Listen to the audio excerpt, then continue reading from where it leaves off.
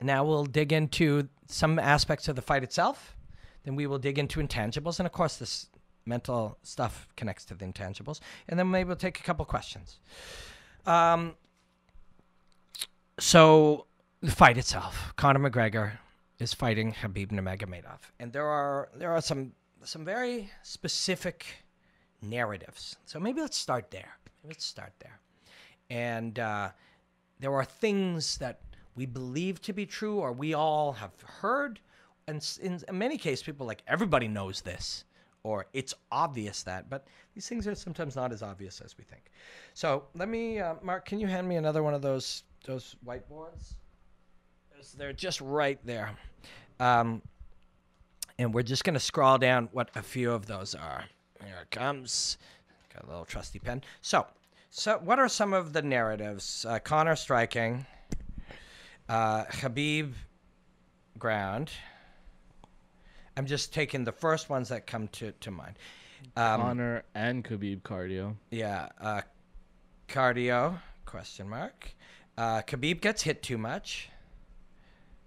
That's one people gets hit too much. Conor is a quitter. I've heard that one. Mm-hmm. Conor can quit. Okay. That's a good start. So we take a look at some of the aspects, the narratives, the beliefs, the things that we may be sure of. Conor is a unstoppable striker with a neutron star exploding left hand that murders people. He's got insane power, and if you stand up with him, he will knock you unconscious. Second one, Habib on the ground is unstoppable. He is dominant. He is destructive. He little brothers you, and if you go to the ground with Habib, you're dead. Questions about who fatigues, when, and how. There's a belief that Habib gets hit too much, and that Conor can or would quit. Now, I'm going to quickly jump ahead to these two and throw this thought out there. And I know at times people resist this idea, but the past does not dictate the future. I'm sorry. I know it's sometimes all we have. It's like this guy knocked out everybody. And actually, that'll apply to Habib striking, Conor striking, Habib ground. Actually, it applies to all of these. It applies, this is a fundamental flaw that sometimes we have. And when we sit there and something is entirely different on Monday, and we respond to a powerful answer. This guy's got a crazy chin, he never gets knocked out. And he gets knocked out, and we go, I guess his chin is gone. Or this guy's got power, when he hits you, you go to sleep. Tonight it doesn't. Oh, I guess he lost his power. Like, the past doesn't dictate the future. We see that all the time. However, we have to use something, right? Like, we have to start somewhere. What the past does is it starts somewhere. It is the available information that we have. I guess better what I'm trying to say is it is not the be-all, end-all. It is not. Because somebody knocked out everybody they ever hit, and then one day they didn't. And it isn't because they lost their power. It was a different day and under different circumstances. Conor not knocking out Nate Diaz, for example. So let's go back to Conor striking. I'm feel fairly confident that I have studied Conor McGregor's game, left hand in particular, more than anybody walking planet Earth. I feel pretty confident about that. Somebody could send me a message, and say, actually, I've been analyzing martial arts for this purpose in this way, and in fact, I've done more, and I would not try to defend that. I just believe, based on what I've seen and the unholy and probably unhealthy amount that I've done that, there are very few people who have looked at it deeper. And it is fascinating to me. There are many fascinating aspects to it, to me, but the biggest one, and this is in some amount of controversy, and when I discuss it, and it conflicts with the beliefs of people I respect deeply, I hope that I can be a good example, and so can they, and in any situation like this, that we can be good examples of how well you can have differing opinions and how important differing opinions are to growing our understanding of things. I really hope that's so. And there's a lot of this happening in the world right now. It, I think, is a reaction to, whether it's NFL or UFC on Fox or, a golf show or CNN or Fox or MSNBC or anything. That world in which we take somebody and they both disagree and then they yell at each other and then that's it. And then people go on the internet and they choose a side and they yell at each other. There's actually a huge movement towards sit down things. Dr. Jordan Peterson will sit down with it's been a bad day for names for me. Some other popular web-based philosopher, and together they will have a debate or disagreement. They'll respect each other deeply. They'll appreciate each other, and then they will find new areas. They won't just... I think you're referring to Sam Harris? Sam Harris, that's one, yeah. Yeah. Or even when Joe Rogan... And I know a lot of you watch Joe. Fuck, right? Mark, is that the podcast you watch most? Yeah. There are many podcasts. Yeah, there's many, but yeah. And listen to. But I mean, when Joe sits down with somebody, he's not just trying to hold on to what he believes already or fight it or try to convince the other one. There's a whole world now and it's really healthy. It makes your life a lot better, and you learn a lot more stuff, and you stop fighting with people. But so I'm hoping when I disagree about Conor striking in this particular way, that it's valuable. And when I do it, I hope that the people I disagree with respect that I've spent a lot of time studying as they have in different ways. But a strong one for me is the idea, and I think this is of value for our understanding of Conor McGregor's punch, but also of ourselves and of fighting in general as people who love watching it. But when people say Conor McGregor has God-given power, I disagree strongly. I disagree very strongly for many reasons. But we start with, and so does he, incidentally. And I'm not disagreeing because he does, or because John Kavanagh does, and I'm not disagreeing to disagree with people who say he does, and very educated people from the world of boxing and all types of athletic endeavors will have this strong opinion, and it should be respected, that power is God-given. But I think all of the scientific evidence says that it is not. Conor believes it is not. John Kavanagh believes it is not. Dr. Stu McGill, one of the world's foremost experts in how the nervous system expresses neurology for the purpose of creating that powerful whip, he says it is not. In fact, it was actually in his sit-down, he explained that fighters like Nate and Nick Diaz generate more power because that flicking motion. Dr. Stu with us? Yeah.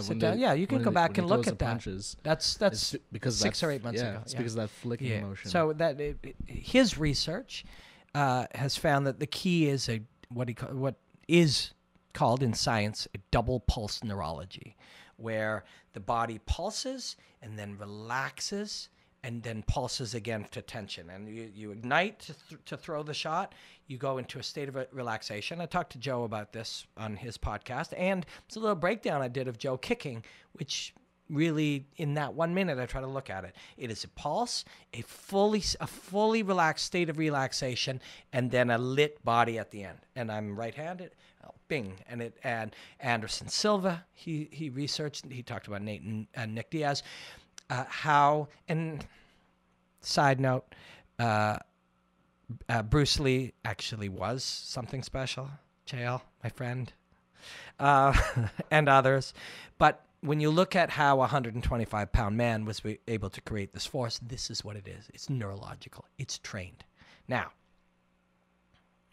when you go back enough levels, there, of course, is a genetic component. And this is where people mistakenly say power is God-given. Because, I've been... I have made this error to say, I've said it isn't a fast twitch muscle fiber. It is a fast twitch neurology. What I meant to say is it isn't only a fast twitch muscle fiber.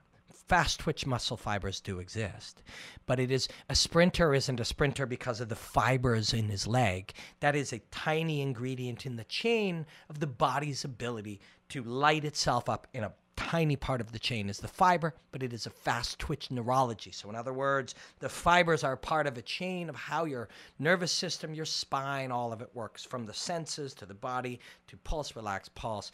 This is all trained. It's all developed. Now, the argument for the God-given nature of this type of ability to generate power, and I'm careful to say that because nobody has power, because power is not something you have. Power is something you create. Nobody has power. And certainly nobody has knockout power in both hands. These hands have zero power. They're just hands, right? That's just a way to say things. It's not real. Nobody has power. Who has the most power? Joe Rogan or Francis Ngannou? Well, first of all, neither one, because neither has power. Who creates more power in the moment? Well, they said Joe Rogan's turning kick created more power than Francis's punch. Is that right? I think so. Or it got into the same world anyways. Yeah, I think so. I'm not sure. Does that mean Joe is more powerful? No, the technique.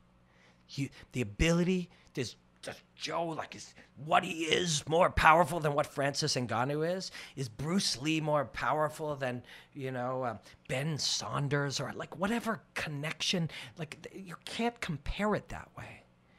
The technique creates the power.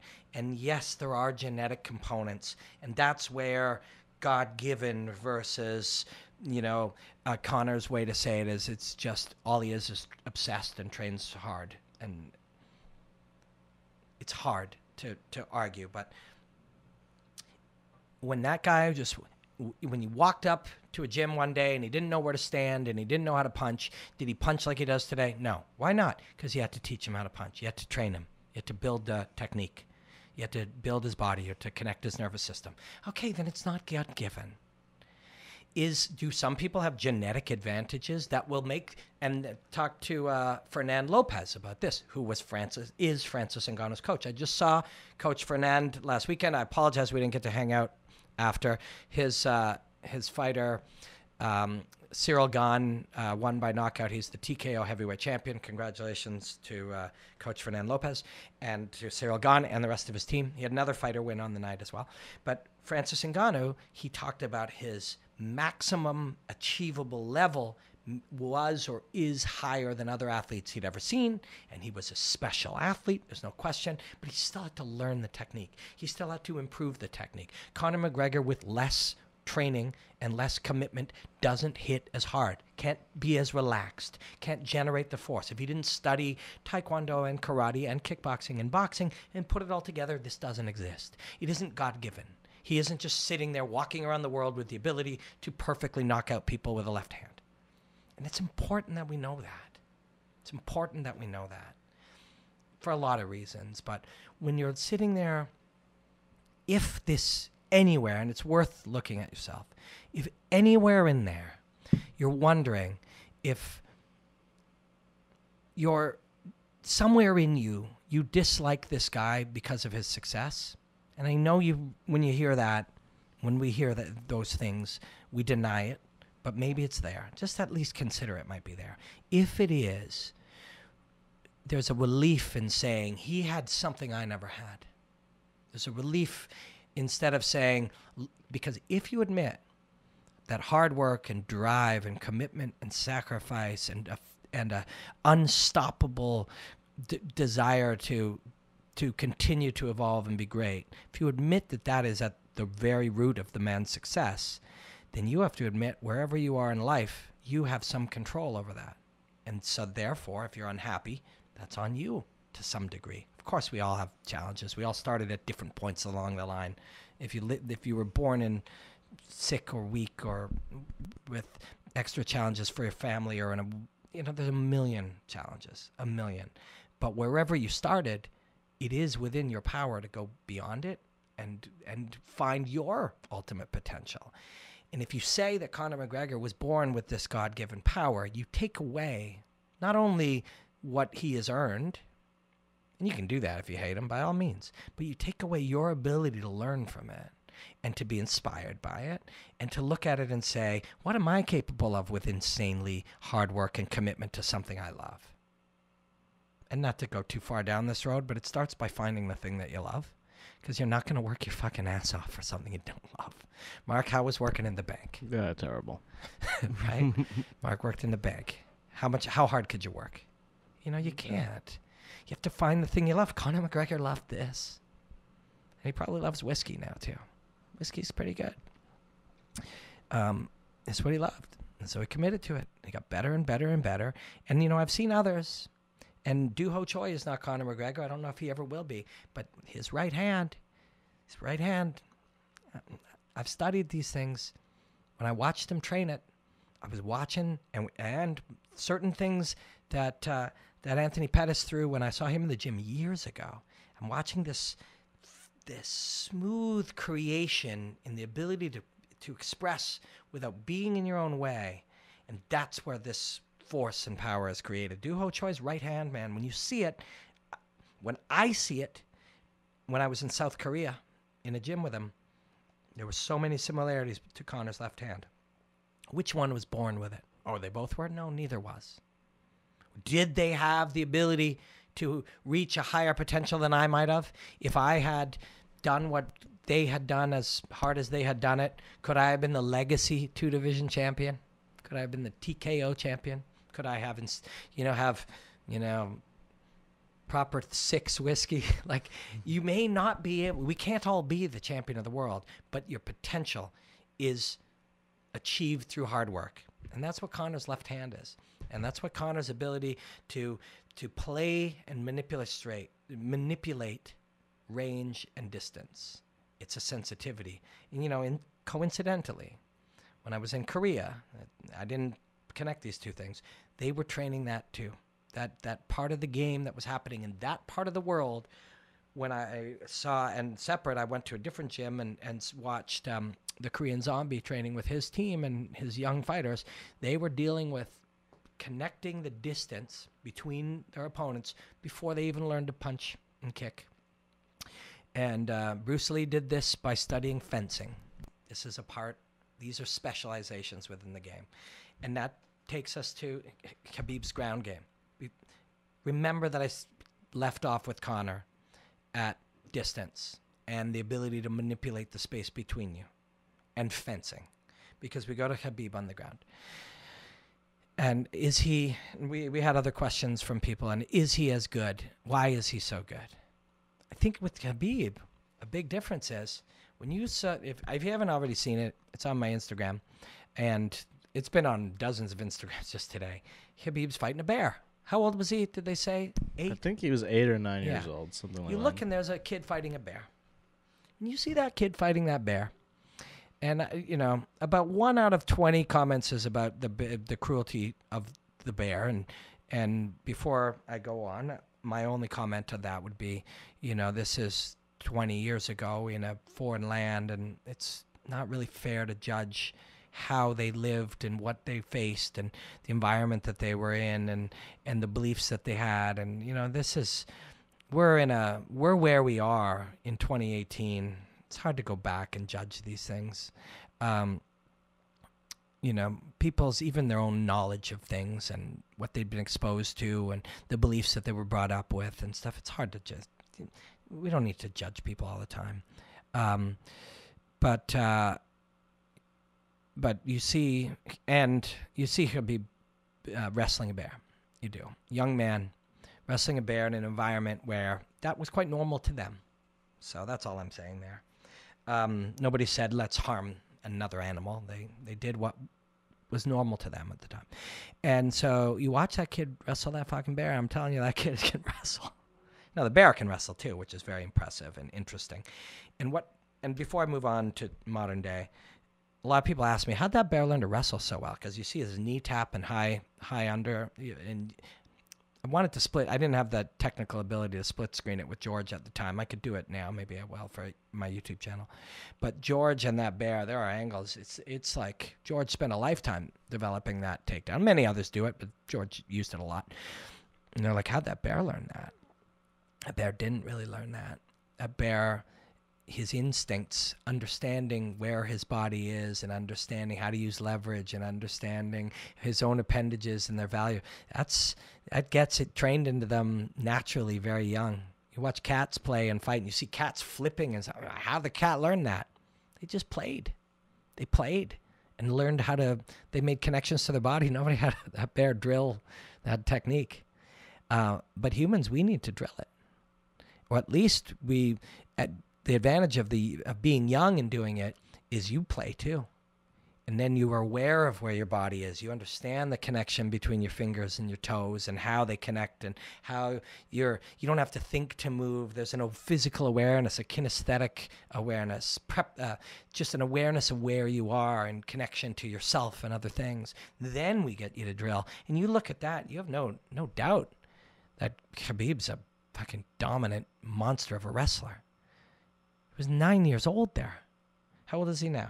What is he, 27? Look it up really quickly. And the answer to why I don't know that is because it's impossible to know everything, especially when you're studying martial arts from around the world, from unconnected shows with hundreds of other athletes. It's just so impossible. But these are the things I'll need to know next week because I'm covering it all week. So it's good to have now.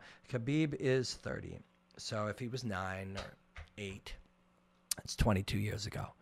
22 years ago, look how that kid wrestled. Of course you understand that this is training. This is commitment. This is drive. This is repetition. This is, deliberate practice. That's what that is. And of course he's a genius at it. And of course he's dominant. When you look at the technical nature of it, and there's footage of him showing other people, he's not afraid. He's not afraid for you to know what he does. In fact, they all know what he does. Edson Barbosa went into that. Him and his coaches knew exactly what Khabib does. Now Daryl Horcher, he didn't have a lot of time to prepare. Neither did Ali Quinta, for that matter. But so we haven't actually seen, the next generations of understanding what he does. We also haven't seen what Habib will do if you do the right thing in those moments. So, don't get too excited about that. But Michael Johnson knew what to expect, couldn't stop it. Daryl Horcher, well, it was too short a time for him. Edson Barbosa, Rafael dos Anjos. They knew what he was doing. He doesn't care. That's the beauty of what Khabib does. He's happy for you to look at it. He's not lying or tricking you. He's just so good, right? The issue between, as we connected, and I don't think this is news to anyone, certainly nobody watching my YouTube channel or listening to my podcast, is the Conor Striking that we discussed, his ability to generate force, and it's the way he moves and the way he slides out with his uppercut and the way he moves his head and he draws you in, and Khabib's dominant ground game. There's a thing that has to happen to decide which of those things is in play. And we think of it as a thing. And there are flaws in our connecting of those two things. I don't know how well this looks, and Mark just stepped outside for a second. But if this is Conor striking, and this is Khabib on the ground, there's a big space in between, and that space, of course, starts with them some distance from each other. Here's Mark coming back in. I'm going to ask him. Hey, Mark, can you, how's this look in the monitor? Can you see this? This is Conor on the ground. And this is Khabib, or Conor standing. This is Khabib on the ground. There's a long space in between that. Can you hand me another one of those boards? I'm going to try to do this here. So there's a long space in between, and we think of that space. Here's our own flaws, and the reason we identify these flaws, and usually we have to identify them first, and they're very frustrating, and they create a lot of tension. And that tension's good. You've watched me, if you've watched my podcast or listened to it, you've seen me go through that tension. I'm like, this doesn't work. The way we're describing this is just no good. That tension forces you to look deeper. That tension forces you to find, it's a plateau. And so Conor's striking, and Habib is dominating on the ground. And we say, well, it depends who has better wrestling. And we draw that in the middle of this. We take this space, and we say, this is Conor on the feet, this is Habib on the ground, and who has better wrestling? We say that. And once upon a time, that was the case. Because soon as somebody, back in the old days, as soon as somebody grabbed somebody, we had to wrestle. But now, you know, we've understood a little bit. The next level of understanding was that there are two things in between at first. So it was Conor on the feet and Khabib on the mat. And then this was wrestling, and this was closing the distance, right? Or we called it later, the new thing, probably 5 years ago now. I remember doing the first breakdown of McGregor going into something big. Maybe pre-Mendez. I think he was fighting... I think it might have been Poirier. Yeah, maybe Poirier. Poirier or Seaver? Yeah, no, I was using footage from Seaver, and I talked about it being about distance management. Then he used the flim flam to create distance management, and then he had a Celtic cross. Would have been Mendez then. Yeah, going into Mendez, but Mendez was a last-minute replacement. Oh, for Aldo. For Aldo. And I had never, I've never seen distance management discussed much at that point, or ranges for that matter. We talked about striking and grappling, and somehow back in the day, and I'm not, let's go back and watch fights pre that period. Even the best commentators in the world, they would have discussed things a certain way based on what the audience could handle. And it'd be like, well, they're striking. Okay, now they're wrestling. Let's see who's got how his takedown defense is, as if, you know, wrestling had to happen. Once we added the concept of, you know, and I'm not saying I added it. McGregor was doing it, and then Holly Holm and Stephen Thompson. And there was a whole thing happening in the world with people doing it. Stephen Thompson versus Johnny Hendricks is a perfect example. Holly Holm versus Ronda Rousey. There became this thing where, and what it basically means is, I'm just not going to let you get me. And here, the reason I asked Mark to give me this was, ultimately, this circle will be Habib on the ground. This circle will be Habib completing enough of a takedown to get you on the ground. This circle will be Habib getting a dominant control position from standing. This one will be getting enough of a grip, and this one will be closing the distance. So there are many steps. First, you must close the distance successfully. If you do that, I don't have this up. If you close the distance successfully, then you need to get a good hold somewhere.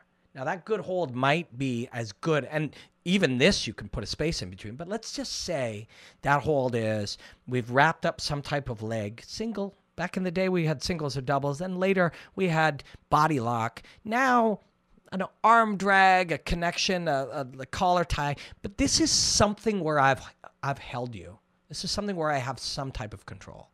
From there, this is to something that would be the beginning of a takedown. I'm grabbing you.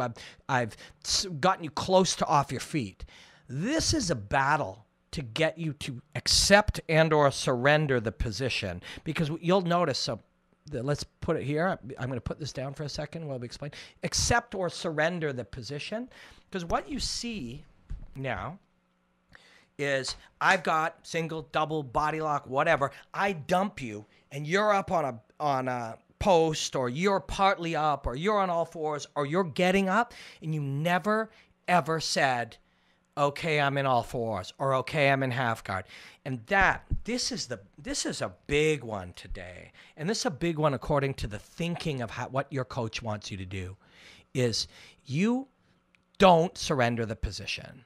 And then this one is, okay, you've accepted that I am, or the position has been taken. That's how Habib does it. He takes it and rides the hip, rides the wrist, takes a back, sort of a half guard from the back, takes over, under. This is Habib owning your position. So before he owns your position, he had to battle to make you either accept that give up or dominate it. From this one, he had to be in the process of taking you down.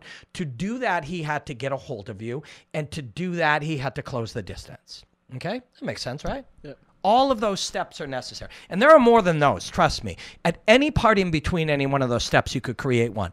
Well, there's a battle for grip.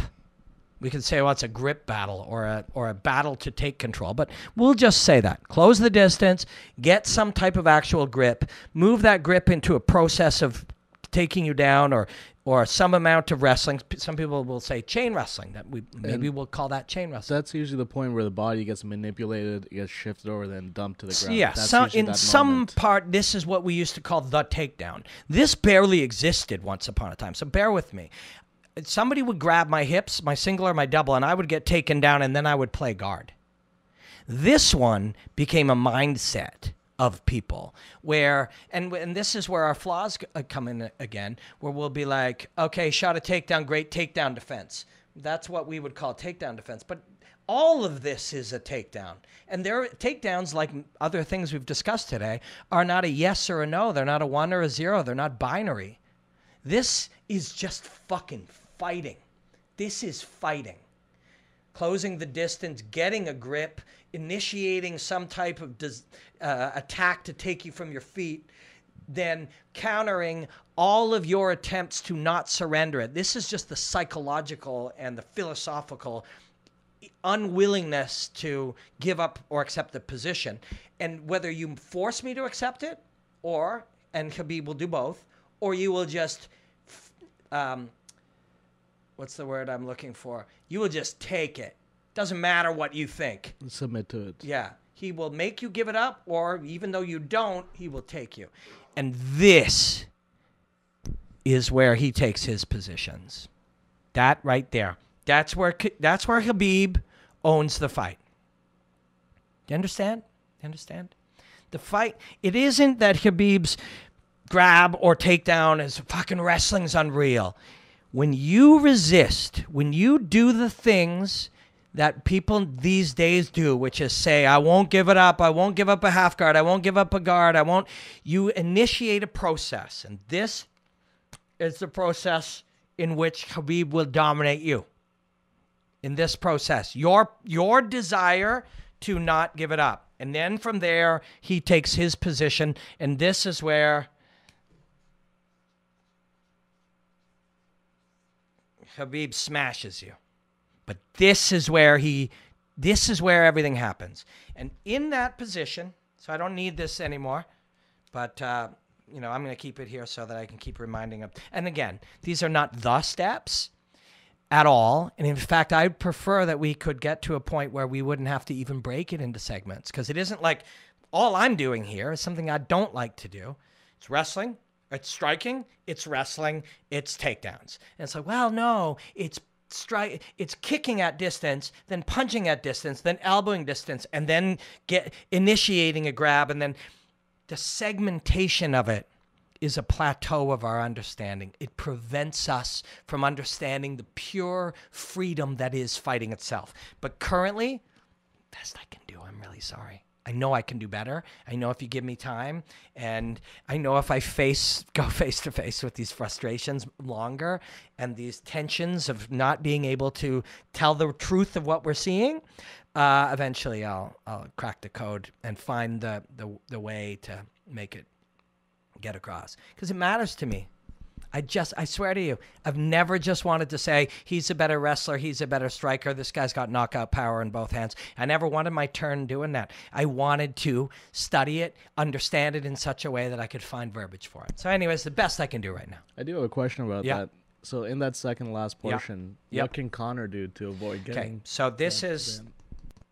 That's exactly where we're going. That's why I put a heavy on it. So it is your resistance that gives him his dominant positions. Because what do you do? What does everybody do? They try to go to all fours. They try to get away. They try to stand up. They try to break the hold. And Khabib moves from all of your reactions. So once upon a time, again, we'll back up a bit. 8 or 10 years ago, we gave this up. I got my double leg. I'm being taken down. Now I fight in guard and try to submit him. In the years since, we found an answer, and that was just keep the mindset of don't accept it, get back to your feet, go to the post, go to 4 points, give up your back briefly, get one hip against the fence, widen your stance, get your feet under you, get back to your feet. That's what we all did. It's happened in every gym. It's what we've been doing, and that's the part that Habib owns you. So there are many options. I'll tell you what Tony's option was. I'll tell you what Tony's belief was. Tony's belief was don't fight it. He's going to, and you saw him work that. Edson Barbosa, and I've shown it in clips before, and I think it's maybe in my Tony versus Habib breakdown that if you Google it, it's there. The fight never happened. I broke that fight down a lot, and that one probably took 50 hours of just pulling video. Never mind fucking building the thing. But, hey, it was still worth it. I learned a lot. But when Tony was getting taken down, he said, fuck it, I'm not going to do this part. I'm going to use your entry rather than do the reaction that we all train for. Habib gets a hold of me, I fucking try to get out, I underhook, or I post up, whatever's happening. Tony's like, no, in that moment I get guard. And you see lots of it. And I think I used it in that breakdown where, and pretty sure I did, where mid takedown, it's just get to the guard and then fight it head on. If you have a guard and your guard is good enough, well, when's the last time we've seen Habib smashing anyone in guard? There are two issues with it. Not much. Yeah, Rarely. Non-guard, it's usually side control. Yeah, and half guard, and then from all deep half, all points, or gripping here, riding this hip, or getting to the crucifix. It's all his route. Tony's approach, again, there's a breakdown of this fight that never happened, but it was the way he was thinking about it, I'm sure. From talking to Eddie told me straight up that was the approach. As they put it at the time, we're going to fight him head on. During this phase, we're going to use that, and instead of doing what everyone else does, which is fight it, which leads to this one, which is where he murders us, we are going to go to the guard position. We're going to view the guard as an offensive position. We're going to try to control him and attack from there with elbows and submissions and so on and so forth. There's two issues here. One, Tony's brilliant at it, worked really hard at it. I don't know if Conor's doing that with Dylan Dennis and Kavanaugh's very smart. I was in their gym when I did my one-man show in Ireland, and he's a different kind of coach, man. He is. It's real. He's real. It's real. And they think differently and they train differently. It's real, I'm telling you. But so I don't know if that's the approach he's taken, but that's the approach Tony took. Let's not go to me getting away is me going into the place where Habib murders everybody. Trying to flee and get back to your feet is the time in which you get killed. So Tony's approach was, don't do it. Just fight him head on. Go into his guard and fight him. Now, two issues. One is, when I say, we haven't seen people fight Habib in guard very much, have we? One is the pressure makes them flee it, and so they don't go there. They go use the modern, which isn't modern, but it's the last phase of thinking, to go back to their feet. And that's where you're dead. He's better at smashing you and owning you and destroying you than you are getting back to your feet. And it's a doorway to hell, turning and getting up. So one, they didn't do it. And two, maybe he just can't be guarded. Maybe he's just too fucking good, right? So that's a problem. That's a big problem. If that's your approach, it's like, well, here, I'm just going to get guard. One, maybe you can. One, maybe you can't, and then you're fucked. Because although half guard is still a guard, it's still a way you're going to approach it. You'll have a plan. But the other is maybe you get guard, and that motherfucker opens and passes guard so much we just never see guards, because even when they're there for a moment, he's just wrecking them. He's just smushing, wrecking, and destroying guards. I don't know the answer to that. I haven't spent the amount of time looking just at that, but I will. Especially on the flight down to Vegas, it's just going to be all. So we don't know, but that is one potential. At least it's something that hasn't been tried. You might get killed there.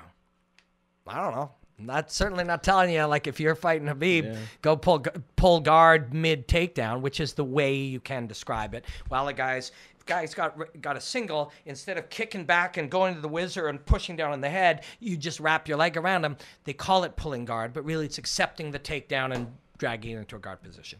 That's an option. Then you get your face smashed in. Don't blame me. I didn't say do that. Yeah. But Tony and Eddie were going to do that. Maybe, and if you look at Conor versus Chad Mendes, kind of did that.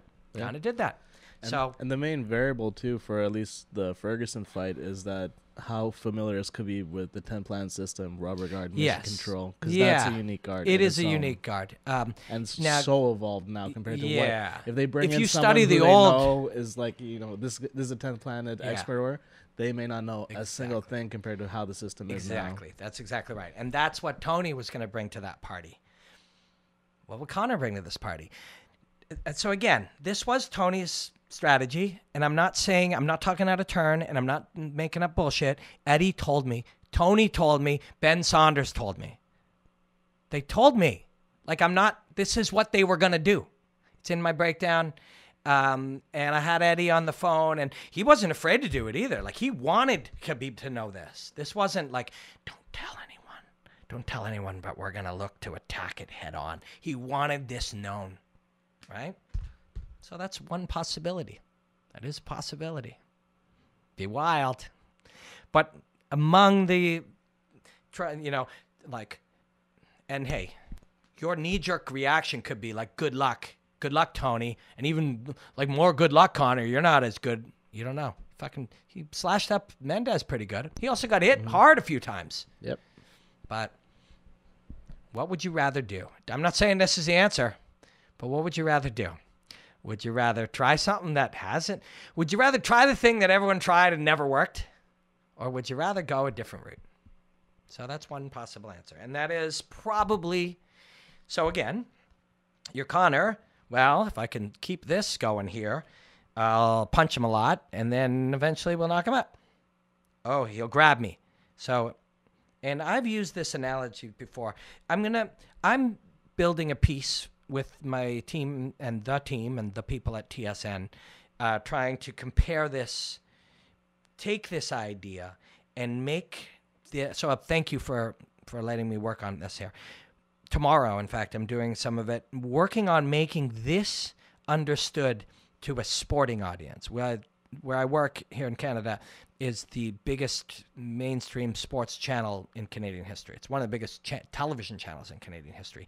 And my assignment will be to and I have my guy Sam, who is so good with pulling viz and stuff.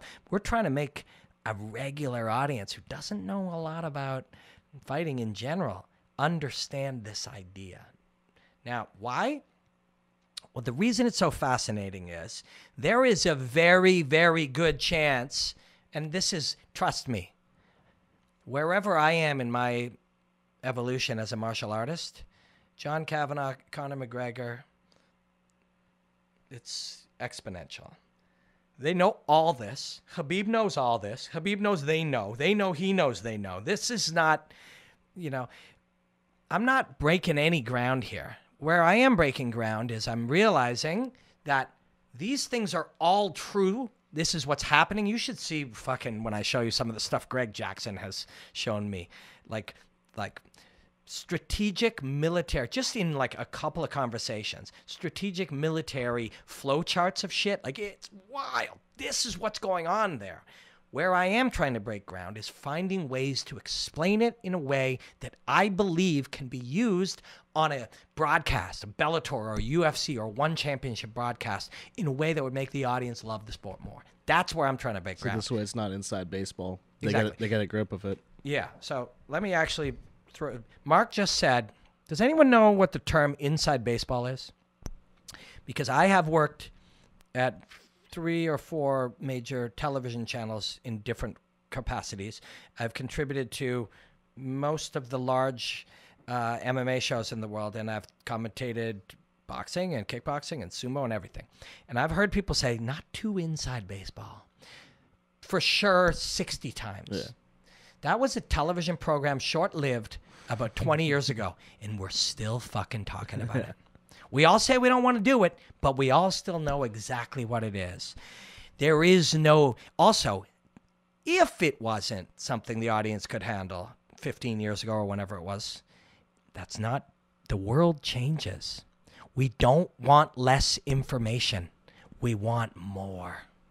We're not sitting around going, we're not losing audiences because there's too much cool shit going on. You're losing them because there's not enough. So is this too inside baseball? It's certainly not on YouTube or on iTunes for an audience that loves fighting, but it is for my job. So my job is to find a way to make a regular audience see this. That's the hard part. And the way it's been approached before is just don't even try. Well, I have a producer and a team that says, yeah, let's make it happen. So I'm very, very fortunate. But so here's why this is important to see. I've taken it from the point of view. Why have I taken it from the point of view of how would you beat Khabib here? Because no one's ever beaten him. No one's ever beaten him. Ever. No one's ever handled this at all. Everyone you talk to in any walk of life, especially if they're Habib fans, you talk to the best coaches, you talk to the best fighters, they all want to know. Not because they are biased against Habib, because they admire him. This is the test in the world right now. This is the test in fighting, so people want to know the answer. But here's the beauty of it. They've all known to some degree. Many have known.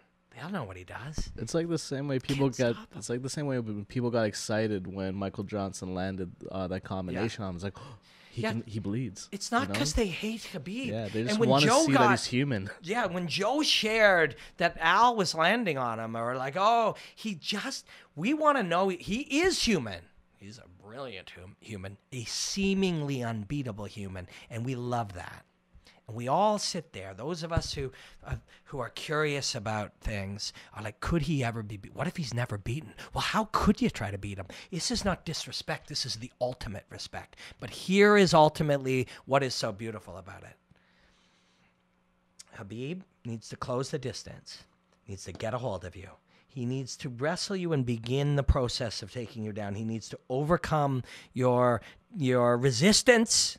That's something somebody sent me clips of Teddy Atlas today talking about how fighting is about resistance. This is why Khabib's a fighter, because you resist and he wins that every time. It's a fight when there is resistance, and there's resistance at every step, and he overcomes every step, but not every time. Sometimes Khabib closes the distance, doesn't get a grip. What does he do? Fucking close the distance again. What does he do? Closes it again. Then he gets a grip. Then when he gets a grip, he starts to wrestle you. Usually gets you down. He doesn't. He's still got a grip. He wrestles you again. You break out entirely. He goes back. He closes the distance. He gets a grip. He gets a hold of you, and he starts the wrestling. It starts the process of tearing you to the ground. He overcomes your resistance at every step, and then finally he gets here. And if at any time you escape, he goes right back to the last one, and he fucking does it again. Over and over and over again until you're defeated. And that's what Habib is. That's why he's so great. And that part, the second last part, is the spot that's probably the easiest for a fighter to give up. He can raise his neck just a little bit.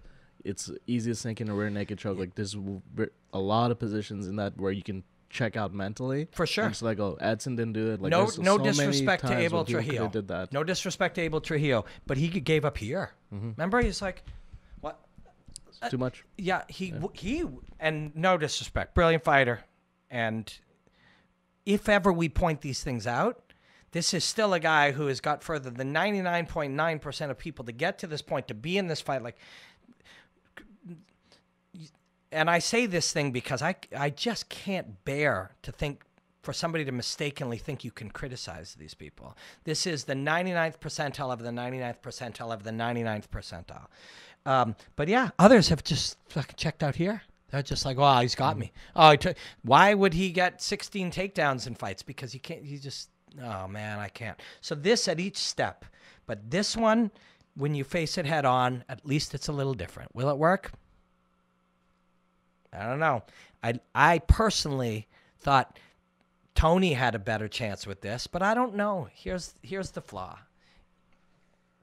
Here's where we go back to that influence. If you just join me for this part, we talked about, there's another part you can see on the YouTube channel about influence and how Conor influences us all.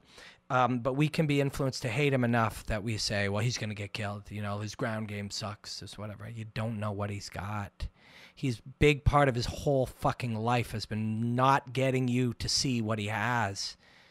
If Eddie can't close the distance, why not? Well, he influenced him to not. Why couldn't he get a grip? If Jose Aldo's trying too hard to close the distance, he ends up unconscious. When Chad Mendes gets him down, he got back up. When Chad Mendes gets him down, he was able to get guard and elbow. He did get hit a lot.